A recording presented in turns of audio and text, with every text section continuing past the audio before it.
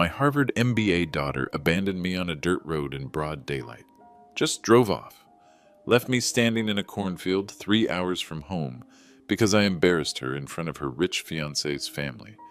26 years I sacrificed for this girl. Worked 3 jobs to pay her $280,000 education. Destroyed my hands so she could live in a penthouse. And she repaid me by treating me like trash. You don't belong with these people, Dad. Those were her exact words before she sped away in the Lexus I was still making payments on. But here's what Sophia didn't know. As I stood there watching her taillights disappear, I wasn't heartbroken. I wasn't angry. I was smiling, because I'd been quietly documenting every lie she'd told about our family's wealth, every fake story about our background, every penny of support she'd taken while pretending to be self-made. What I did next cost her everything. Subscribe to hear how I changed every lock and exposed every lie. Let me take you back to where this all started. The Ashworth family estate. $8.5 million of old money arrogance sitting on 12 pristine acres in the Hamptons. I'd driven 3 hours in my 2018 Ford F-150 to celebrate my daughter's engagement. 127,000 miles on that truck. Bought it used for $18,000. It had served me well through countless security jobs, weekend handyman work, and late-night mechanic shifts. But pulling up to that circular driveway, watching valets park Mercedes S-Classes and BMW 7 Series, I knew I was in foreign territory. 200 guests, the elite of New York society, lawyers, bankers, real estate moguls, people who spent more on wine than I made in 6 months. I'd worn my best suit, Men's Warehouse, $89 on sale.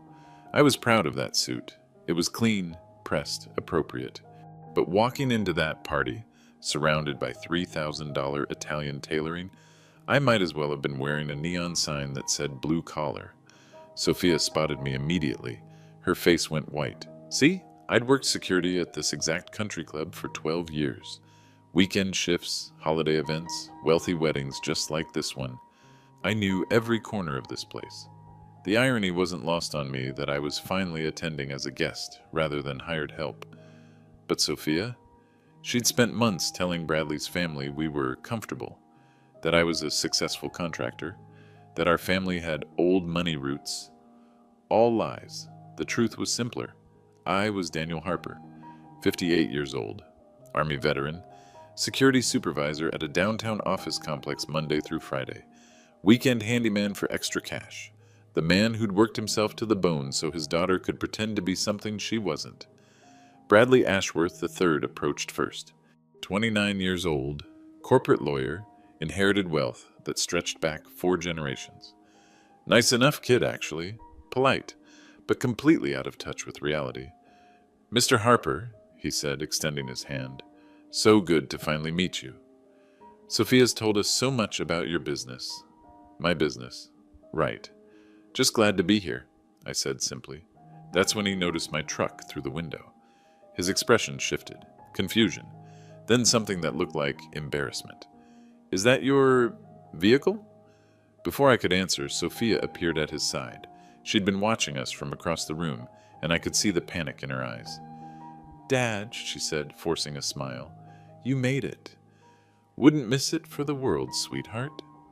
But I could see her calculating, measuring the distance between her fairy tale and my reality. The truck, the suit, the calluses on my hands that no amount of scrubbing could hide. Bradley's mother, Patricia Ashworth, glided over next. 62 years old, dripping in jewelry that cost more than most people's houses. She looked me up and down like I was a specimen in a museum. Daniel, isn't it? How lovely. Sophia was just telling us about your construction empire. Construction empire. Jesus. I work with my hands, I said. Always have. The conversation died there. Patricia's smile became strained. Bradley looked uncomfortable. And Sophia? She looked like she wanted to disappear. That's when I realized what was happening. This wasn't just about class differences. This was about lies. Elaborate, months-long deceptions that Sophia had built to hide who she really was, who I really was. See, I'd raised her to be proud of hard work, to understand that every opportunity she'd been given came from sacrifice, from my sacrifice. But somewhere along the way, probably around her junior year at Harvard, she'd decided that story wasn't good enough, so she'd created a new one. I spent the next hour watching her performance. The way she steered conversations away from family history, how she changed the subject whenever someone asked about her childhood, the nervous laugh when Bradley's sister mentioned wanting to see old family photos. It was masterful, really. If I hadn't been her father, I might have believed it myself. But I was her father, the man who'd worked 70-hour weeks for 4 straight years to pay her Harvard tuition, who'd taken on debt for her expensive sorority dues, who'd co-signed the lease on her 1,200-square-foot Tribeca penthouse because her Goldman Sachs analyst salary, impressive as it was, wasn't enough for the lifestyle she wanted. $175,000 a year. That's what she made. Good money, great money for a 26-year-old, but not enough to maintain the illusion she'd created. That required Daddy's help, Daddy's credit, Daddy's guarantees on everything from her $8,000 monthly rent to her $15,000 credit limit. And now, watching her navigate this crowd of actual wealth, I understood the trap she'd built for herself. She couldn't afford to be found out, couldn't risk Bradley's family discovering that she wasn't one of them, which meant I had become a liability. The thought should have hurt, should have broken my heart. Instead, it clarified something I'd been struggling with for months. My daughter was ashamed of me, not disappointed, not frustrated, ashamed of the man who'd given her everything. As the evening wore on, I watched her careful choreography, the way she positioned herself between me and important conversations, how she guided me toward corners, away from the spotlight, the subtle signals she gave Bradley when I started talking about my work. I wasn't stupid. I knew what was coming. The real humiliation was still ahead. The breaking point came at 10:30 p.m. I was standing by the valet station, keys in hand, ready to say my goodbyes. It had been a long day, and I had an early shift Monday morning. Security work doesn't pause for family celebrations. That's when Sophia appeared beside me, her face flushed from champagne and anxiety. "Dad, we need to talk." She led me away from the crowd, toward a secluded corner of the estate's garden, away from witnesses. That should have been my first warning. "I've been thinking," she said, not meeting my eyes. "Maybe it would be better if you didn't drive home tonight." I studied her face in the dim lighting. 26 years of raising this girl, and I could read every expression. This wasn't concern for my safety. "I'm fine to drive, sweetheart. 3 hours isn't that far. It's not about the distance." She glanced back toward the party, where Bradley was visible through the windows, talking with his father. "It's about appearances." There it was, the word that would change everything between us. Appearances? "People are asking questions, Dad, about your truck. About your background." I felt something cold settle in my chest. "My background? You know what I mean." Her voice dropped to a whisper. "Bradley's family has expectations. Standards. Standards. Don't make this harder than it has to be." I've worked too hard to get here. That's when I understood. This wasn't a conversation. This was a dismissal. "What exactly are you saying, Sophia?" She finally met my eyes, and what I saw there wasn't embarrassment anymore. It was contempt. "I'm saying you don't belong here. Look around, Dad. Really look. Do you see anyone else who drove here in a beat-up truck? Anyone else wearing a department store suit?" The words hit like physical blows, but I kept my voice steady. I see people who've never worked a day in their lives. People who inherited everything they have. And I see people who understand class, who know how to present themselves appropriately. Appropriately. I repeated the word like it tasted bitter. "You mean like lying about where your money came from?" Her face went rigid. "I never lied." "Construction empire, Sophia? Old money roots? What do you call that?" "I call it presentation. Marketing. Something you've never understood." I pulled out my phone, checking the time. 10:47 p.m. I'd remember that timestamp forever. "So what's your solution?" I disappear into the night? Pretend I was never here? "I've already called you an Uber. It'll be here in 10 minutes. The casual way she said it. Like ordering takeout. Like disposing of garbage. You called me an Uber. $347. I'm paying for it myself. Her voice carried a note of pride, like she was doing me some great favor, paying for my removal with money I'd helped her earn. That's when my phone buzzed. I glanced down at the screen, seeing her name. A text message sent while we were standing 3 feet apart. Please don't make this a scene. Just go, she'd texted me, rather than say the words out loud, as if putting it in writing made it less cruel. I looked up at her, this stranger wearing my daughter's face. 26 years, I said quietly. What? 26 years I've been your father. Through diapers and homework and heartbreaks and Harvard applications. Through your mother's cancer and funeral. Through every milestone, every achievement, every dream you've ever had. Dad, don't... And this is how it ends? With you shipping me away like an embarrassment? You are an embarrassment. The words exploded out of her, loud enough that a few guests near the windows turned to look. She immediately glanced around, mortified that anyone might have heard. But she didn't take them back. You drive a truck that belongs in a junkyard. You work security at office buildings. You live in Queens, for Christ's sake. Do you have any idea what Bradley's family would think if they knew the truth? The truth about what? That I worked 3 jobs to pay for your education? That I destroyed my body so you could have opportunities I never had? I never asked for your sacrifice. No, you just took it. For granted. I could see her calculating again, weighing her options, trying to find a way to minimize the damage. Look, this doesn't have to be ugly. Take the Uber. Go home. We'll talk when things settle down. When things settle down? When I'm married. When Bradley's family accepts me. When I don't have to worry about complications. That's what I'd become. I looked past her toward the party. Through the windows, I could see Bradley talking with his parents, probably wondering where his fiancée had gone. These people who thought they were welcoming her into their family, who had no idea they were embracing a fraud. You know what, Sophia? You're absolutely right. She blinked, surprised by my calm tone. I am? I don't belong here. These aren't my people. This isn't my world. Relief flooded her face. I'm glad you understand. Oh, I understand perfectly. I handed her my truck keys. You'll need to figure out how to get my truck back to me, since you're so concerned about appearances. Dad, Congratulations on your engagement, sweetheart. I hope you get everything you deserve. The Uber arrived exactly as scheduled. As I walked toward it, I heard her call after me. Dad, wait. I didn't mean... But we both knew she did. Her next words would cost her everything. The Uber ride home took 3 hours and 17 minutes. $347 of my daughter's money, watching Long Island blur past in the darkness. I didn't sleep. Didn't cry. Didn't rage. I calculated. 26 years of financial records. Every tuition payment, every living expense, every co-signed loan. The numbers were burned into my memory, but I wanted them exact, precise, indisputable.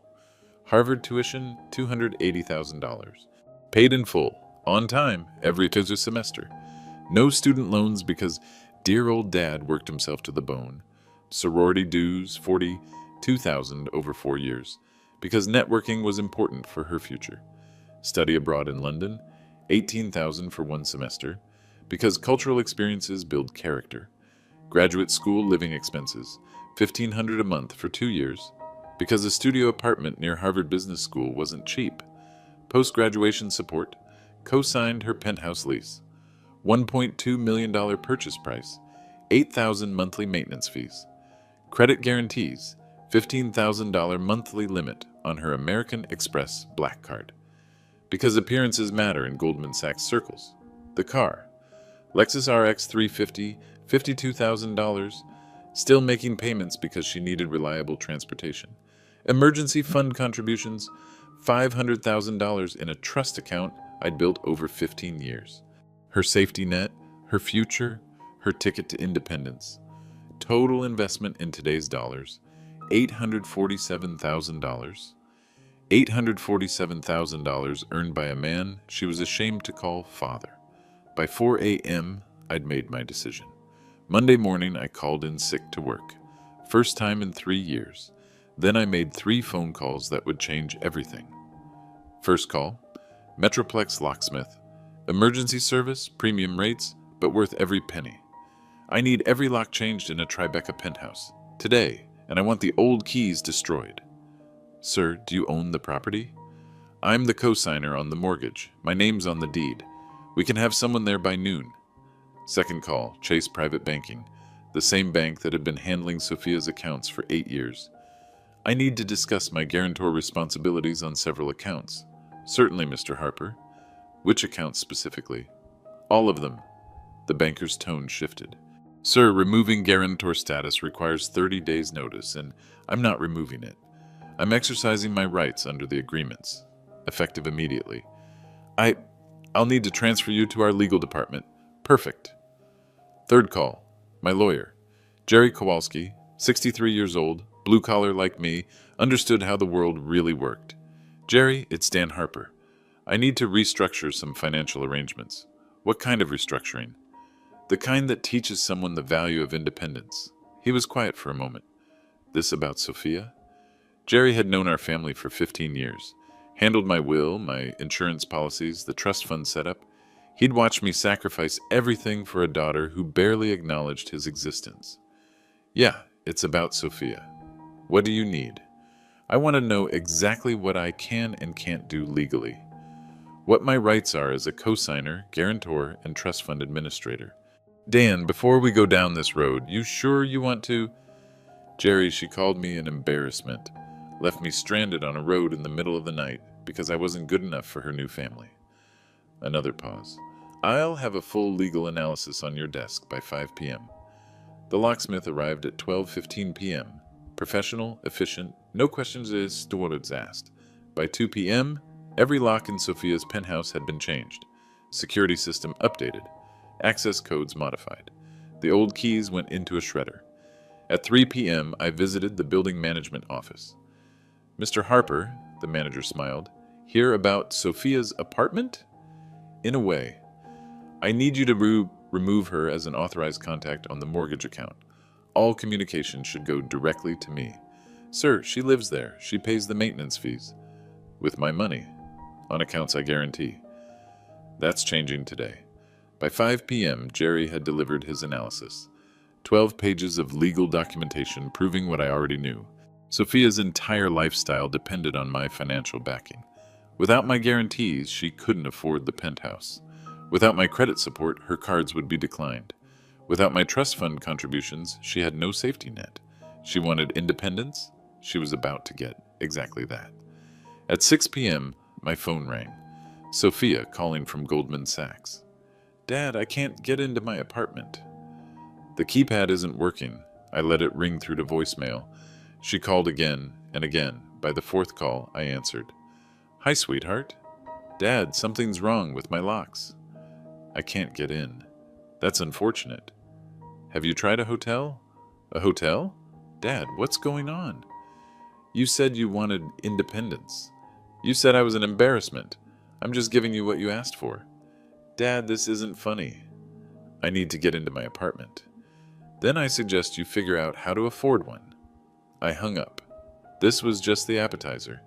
Tuesday morning brought exactly what I expected. Panic. My phone started ringing at 6:47 a.m. Sophia, discovering that her American Express black card had been declined at the St. Regis Hotel, where she'd spent the night after being locked out of her penthouse.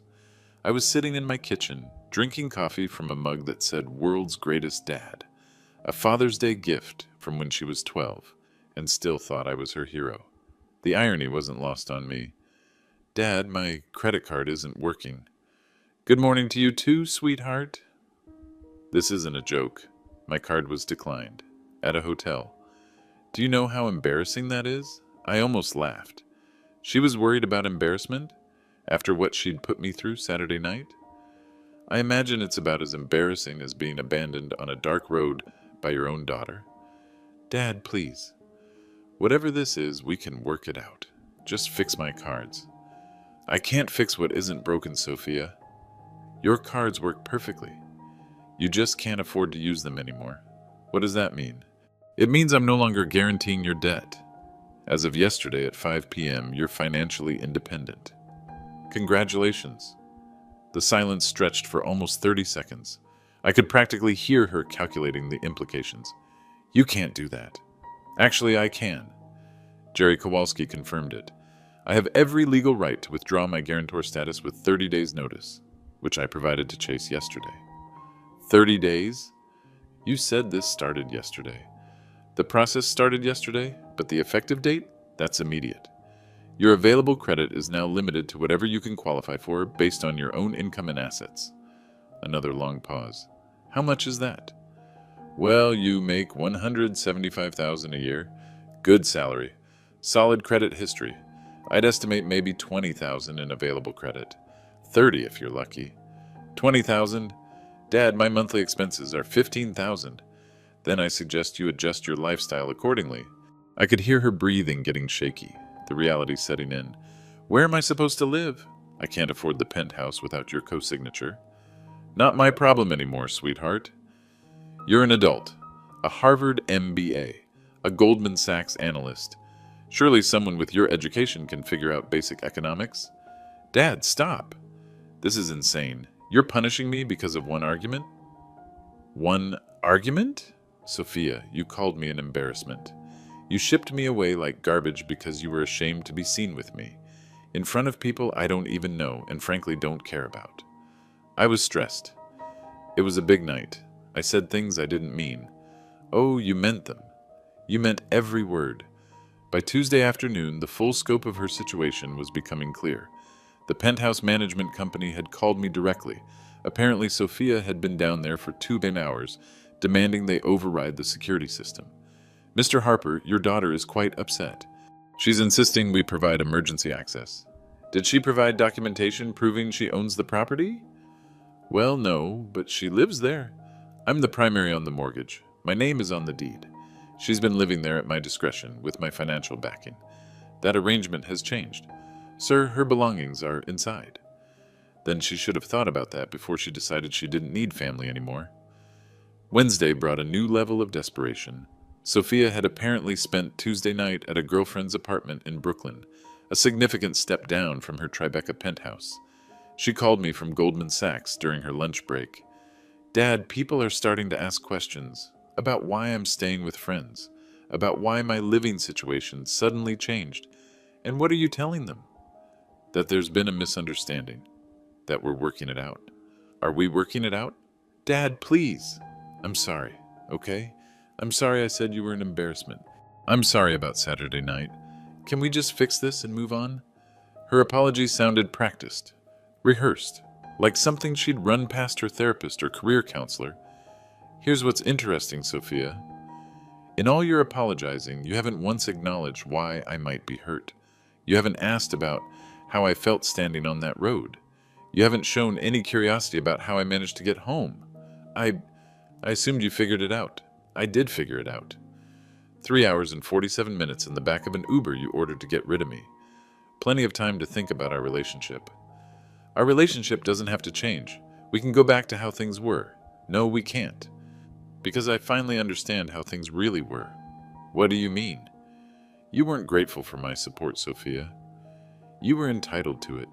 You didn't see it as sacrifice. You saw it as what you deserved. And when that support became inconvenient, when it threatened your carefully constructed image, you threw me away without a second thought. I could hear her crying now. Whether from frustration, fear, or actual remorse, I couldn't tell. Dad, I need my apartment back. I need my credit restored. People at work are starting to notice I'm struggling. People at work? You mean the same people you've been lying to about your family background? I haven't been lying. Sophia, I know about the stories you've been telling. The successful contractor father, the family money, the old connections, all of it. The crying stopped. How do you know about that? Because I'm not as stupid as you think I am. And because people talk. What people? The people who've been watching you pretend to be something you're not for the past 2 years. Thursday's call came from a different number. Bradley. Mr. Harper? This is Bradley Ashworth. I think we need to talk. About what, son? What? About Sophia. She's been staying with friends. Says there's been some kind of family misunderstanding. Is that what she's calling it? Sir, I don't know what happened between you two, but surely this can be resolved. Family disagreements shouldn't result in someone being homeless. Homeless. Interesting word choice. Bradley, has Sophia told you why she's not in her apartment? She said the locks malfunctioned. The locks work perfectly. I should know. I had them changed. A long pause. You had them changed? It's my apartment, son. My name on the mortgage. My money paying for it.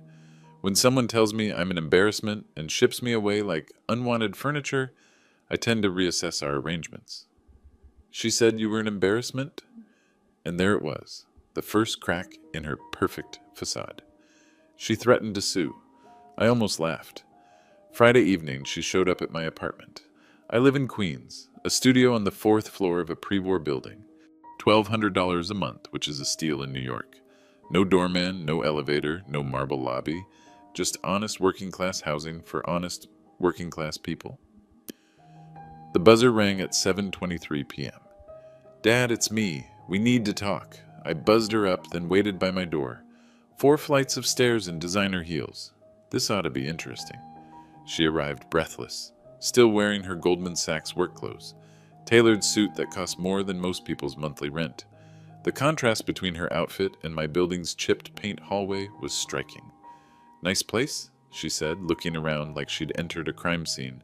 It's home. She pushed past me into the apartment. All 480 square feet of it. Kitchen table that doubled as my desk. Fold-out couch where I slept. Television from 2015. Everything clean, organized, practical. Jesus, Dad, you live like this? I live within my means. She turned to face me, and I saw something I hadn't seen since she was a teenager. Fear. Real, desperate fear. Dad, this has gone far enough. I get it, okay? You're angry.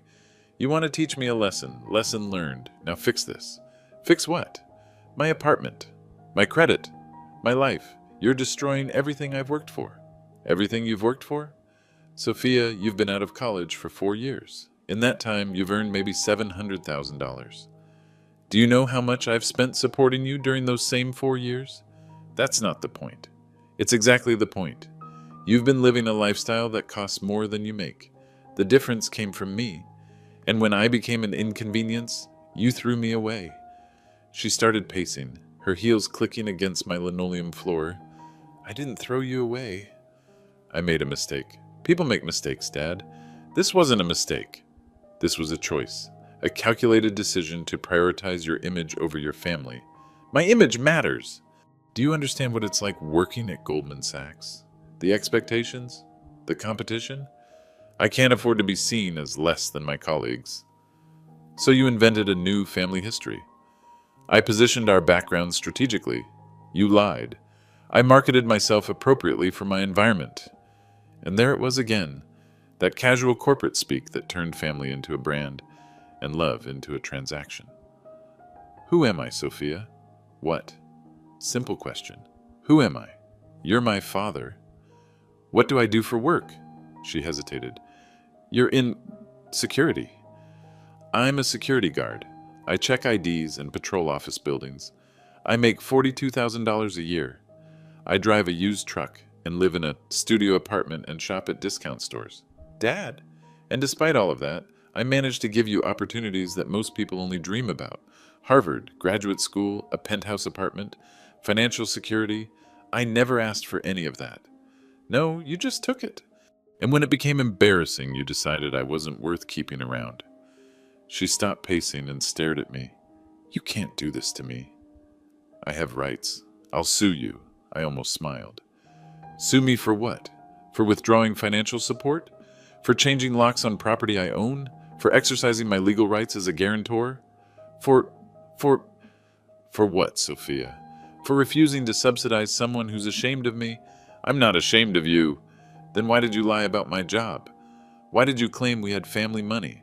Why did you ship me away from your engagement party like I was some kind of embarrassment? She had no answer for that. Here's what's going to happen, I continued. You're going to figure out how to live on your actual income. You're going to find an apartment you can actually afford. You're going to build a life based on what you've earned, not what I've given you. And if I don't, then you'll learn what independence really means. You're enjoying this, aren't you? Watching me struggle? I'm watching my daughter learn the value of the sacrifices she's taken for granted her entire life.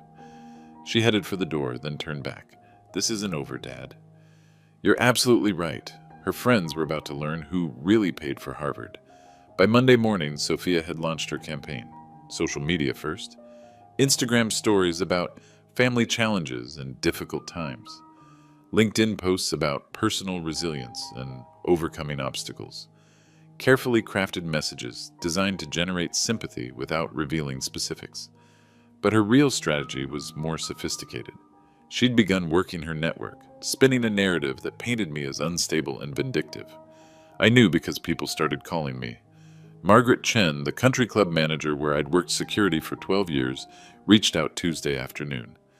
Dan, I heard some concerning things about you this weekend. What kind of things, Margaret? That you're having some kind of breakdown, that you've been making erratic financial decisions. Sophia's been telling people you're not thinking clearly. Margaret had watched me work every weekend for over a decade. She knew my character, my reliability, my dedication. If Sophia was trying to convince her I was mentally unstable, she was targeting the wrong person. Margaret, what did she tell you exactly? That you've suddenly cut off her access to family money because of some minor disagreement. That you're acting irrationally and she's worried about your mental health. Minor disagreement. That's what she called it. I shared the real story. The abandonment. The embarrassment. The years of lies about our family background. Margaret listened without interrupting. Dan, I'm sorry. I had no idea. Most people don't. Sophia's very good at managing her image. What can I do? Nothing right now, but keep your eyes open. This is just getting started. Wednesday brought more intelligence. Jerry Kowalski called with an update. Dan, Sophia's been asking around about challenging your recent financial decisions. She's claiming you're acting under emotional distress. On what grounds? She's suggesting you're not competent to make these choices. That grief over your wife's death has finally caught up with you and you're taking it out on her. My wife had died 8 years ago. Cancer. Sophia was 18 then, just starting college. I'd grieved, dealt with it, moved forward. Using that tragedy to justify her current situation was a new low, even for her. She's really going there? Apparently. She's been telling people that you never properly processed your wife's death, and now you're having some kind of delayed breakdown. That's bullshit, Jerry, and you know it. I know it. But she's convincing, and desperate people say desperate things. Thursday brought the most interesting development. A call from Bradley. Mr. Harper, I need to ask you something directly. Go ahead, son. Sophia says your family has significant wealth, that you're withholding her inheritance because of personal animosity. Is that true? I was quiet for a moment, considering my response. Bradley, what exactly has Sophia told you about our family's financial situation? That you own a successful construction business, that there's generational wealth, that you're using money as a weapon because you're upset about some perceived slight. Generational wealth, construction business. The lies were getting more elaborate. Can I ask you to do something for me? Depending on what it is. Look up my actual employment history. It's not hard to find. Then ask yourself why a man with generational wealth would be working security at office buildings for $42,000 a year. The silence stretched for almost a minute. Mr. Harper, I'm starting to think there are things I don't know about this situation. There are a lot of things you don't know. But you're about to learn them. That evening, I made a decision. If Sophia wanted to wage a public relations war, she'd pick the wrong opponent. I had something she didn't. Documentation. I called Margaret Chen back. Margaret, remember that Harvard tuition receipt I showed you last year? When I was explaining why I couldn't take vacation during busy season? I remember. I'd like you to see something else. Can you meet me for coffee tomorrow? Friday afternoon, Margaret and I sat in a diner near the country club. I brought a folder. These are Sophia's Harvard payment records. Every semester, every year, $280,000 paid by me. No student loans, no family trust fund, just a security guard working overtime. Margaret studied the documents. Jesus, Dan, you paid all this? Every penny, and that's just education. Here are the other expenses. I showed her the apartment down payment, the credit guarantees, the monthly support payments, the car loan, the emergency fund contributions. She's been telling people we have family money? Old money, according to Bradley's family, successful business, generational wealth. But this shows a working class father who sacrificed everything so his daughter could have opportunities. And when that became embarrassing, she decided to rewrite history. Margaret looked through the papers again. Dan, people need to know about this. People will know, but not yet. What do you mean? The wedding's in 48 hours, time for the grand finale. Saturday morning, I drove to my storage unit in Queens. 20 years of records, organized by year in banker's boxes. The complete financial history of raising Sophia Harper. I hadn't planned for this moment, but I'd always been meticulous. Every receipt, every bank statement, every payment confirmation.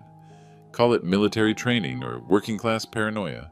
When you don't have much, you document everything. Box by box, I reconstructed the true cost of my daughter's ambition.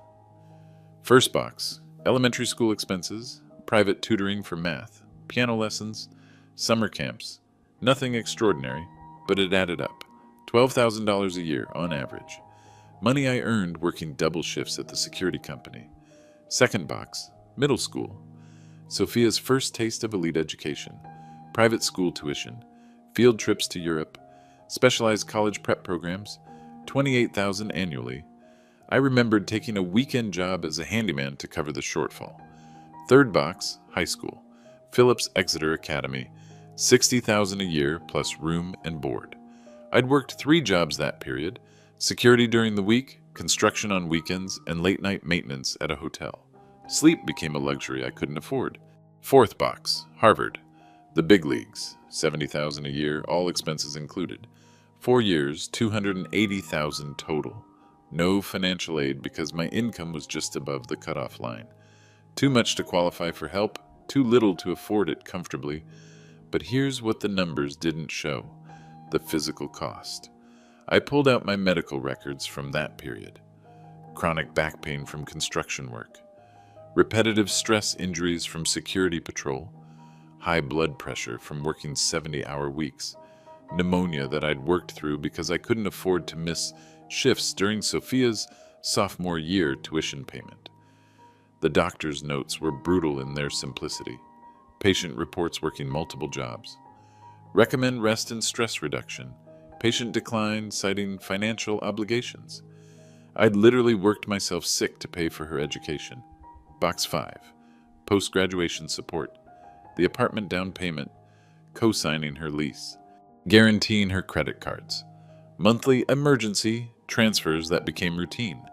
Another $150,000 over 4 years. Total investment, $847,000. But that was just money. The real cost was measured differently. I found the photos, birthday parties I'd missed because I was working, school events where I'd arrived late, still in my security uniform, graduation ceremonies where I'd fallen asleep in my chair because I'd pulled an all-nighter to pay for her cap and gown.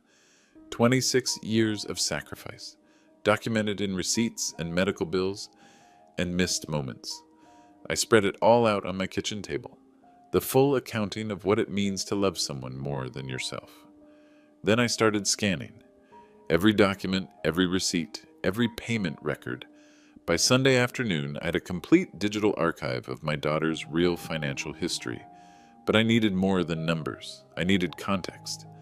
I pulled up Sophia's LinkedIn profile. 2 years of posts about professional success, networking events, industry conferences, photos from Goldman Sachs corporate retreats, mentions of her business background and family entrepreneurship, all lies, backed up by my financial statements showing exactly where her lifestyle money came from.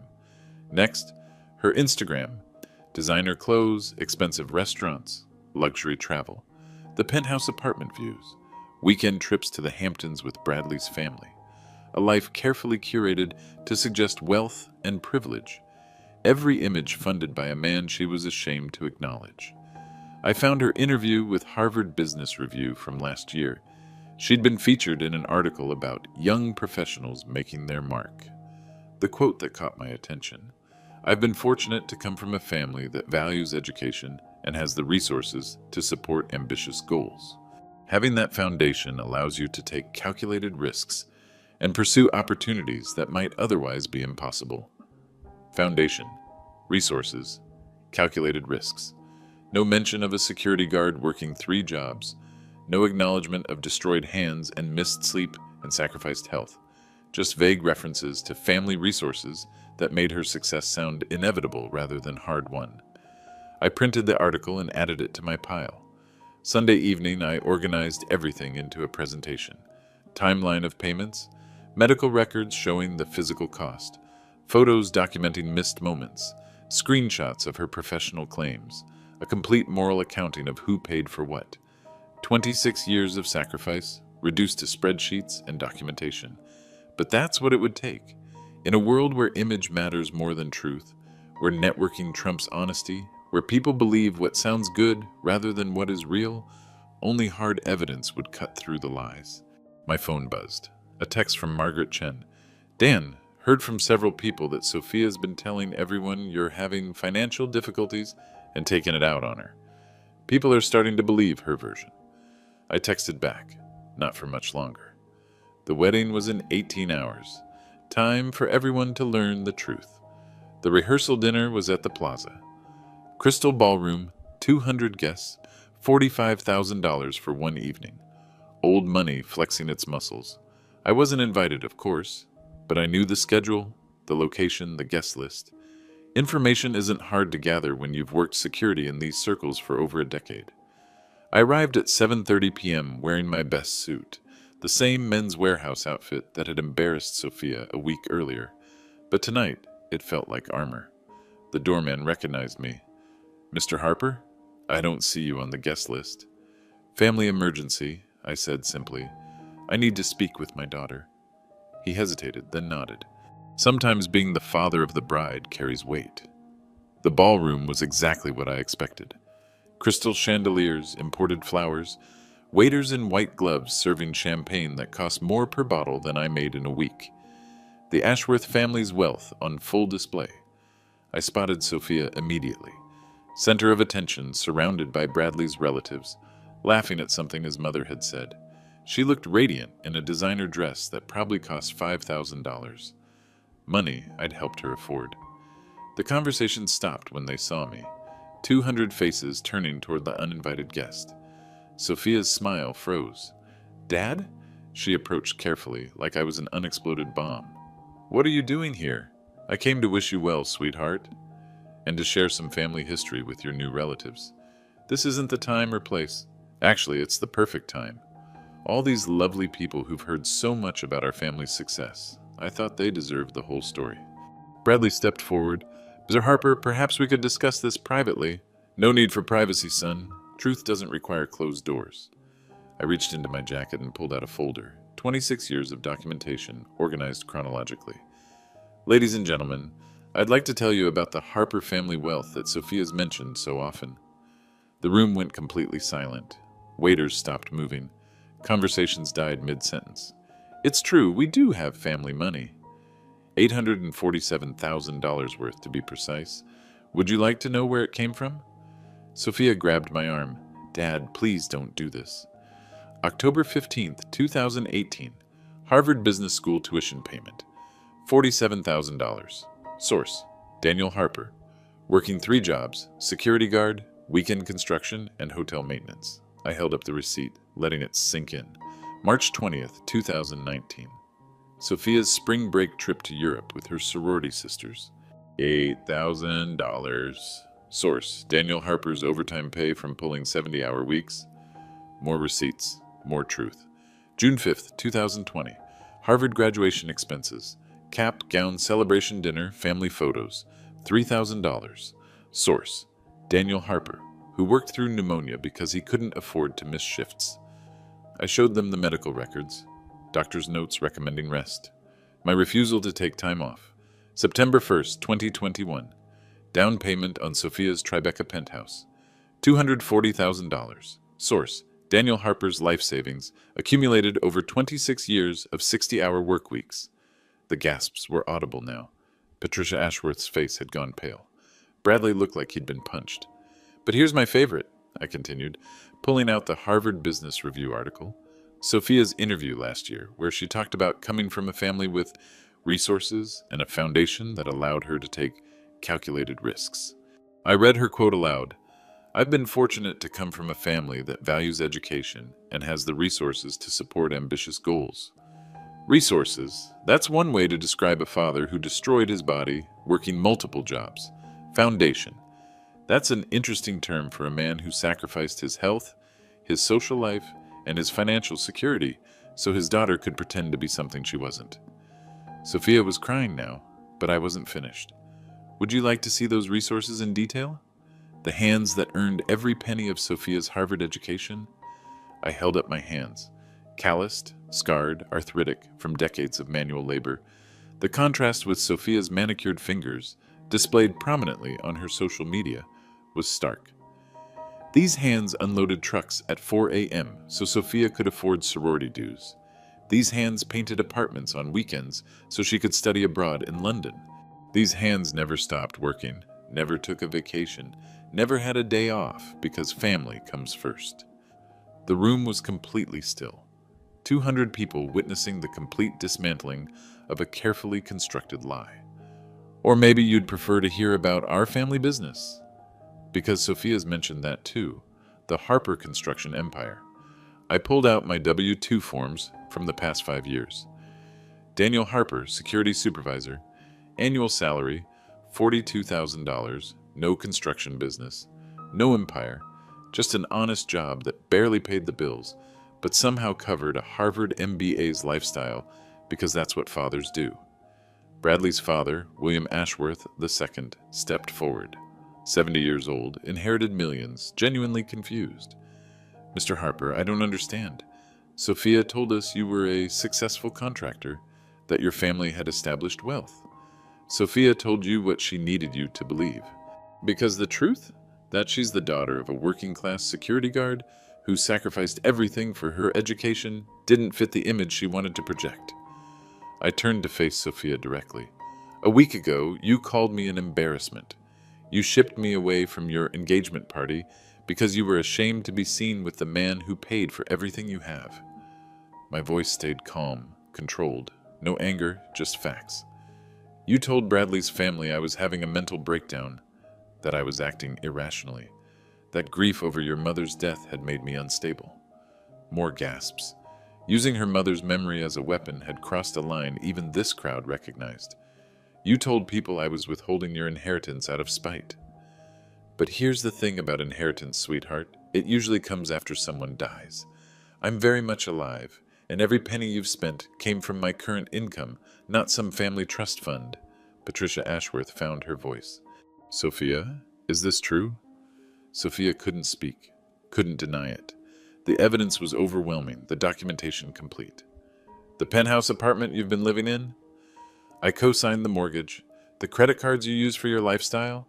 I'm the guarantor. The car you drive? I'm making the payments. The emergency fund that gives you security? I built it dollar by dollar over 15 years. I gathered my papers, my evidence, my proof of 26 years of love and sacrifice. So yes, we do have family wealth. It's measured in destroyed hands and missed sleep and medical bills from working through illness. It's calculated in overtime hours and second jobs and summer wombs and sacrificed dreams. It's the wealth that comes from loving someone more than yourself. I looked around the room one final time. Enjoy your wedding, everyone. It's beautiful what money can buy, especially when you know where it really came from. I started walking toward the exit, then turned back. Congratulations on your independence, sweetheart. I hope you get exactly what you deserve. The silence followed me all the way to the door. Outside, my phone was already ringing. Margaret Chen. Dan, I just got a call from Patricia Ashworth. She's asking if what you said tonight was true. Every word. The wedding's been called off. The fallout was swift and complete. By Tuesday morning, the wedding was officially canceled. Bradley's family had released a statement about unforeseen circumstances requiring postponement. In elite circles, that was code for scandal. Sophia lost more than her fiancé. Goldman Sachs quietly reassigned her to a less visible position after partners started questioning her background claims. Hard to maintain credibility in investment banking when your professional foundation is built on lies. The penthouse went into foreclosure proceedings within 2 weeks. Without my co-signature, she couldn't qualify for the mortgage payments. $8,000 a month is steep when you're suddenly living on your actual salary. She moved to a studio apartment in Brooklyn. 600 square feet, $2,000 a month. Closer to what a Goldman Sachs analyst can actually afford without family subsidies. Her credit cards were canceled. Her trust fund, the $500,000 I'd built over 15 years, got a new beneficiary. The Queens Community College Trade Skills Program. Full scholarships for students pursuing careers in construction, security, and skilled labor. Working class kids who'd appreciate the opportunity. 3 months later, Sophia called me. "Dad, I'm working 2 jobs now, bartending on weekends to make rent. How's that working out for you?" "It's hard. Really hard. I never realized how much you were supporting me." "Most people work multiple jobs, sweetheart. Welcome to reality." "I've been thinking about what you said. About sacrifice. About taking things for granted. And I think I finally understand what those 26 years cost you." I was quiet for a long moment. "Do you, though? Do you really understand? Or are you just saying what you think I want to hear because you need money again?" "I don't want money, Dad. I want to apologize, actually apologize, for being ashamed of you, for lying about our family, for everything." Apology noted. "Is there any chance we can rebuild this?" "Us?" I looked around my studio apartment. Same place, same life, but somehow lighter now, unburdened. "My door is always open, Sophia. But the credit cards aren't. The co-signatures aren't. The financial safety net isn't. If you want a relationship with me, it'll be based on respect, not money." "I understand. We'll see." She visits occasionally now, takes the subway to Queens, climbs 4 flights of stairs, sits at my kitchen table. We talk about work, life, the future. She pays for her own coffee. It's not much, but it's honest. And after 26 years of lies, honest feels like everything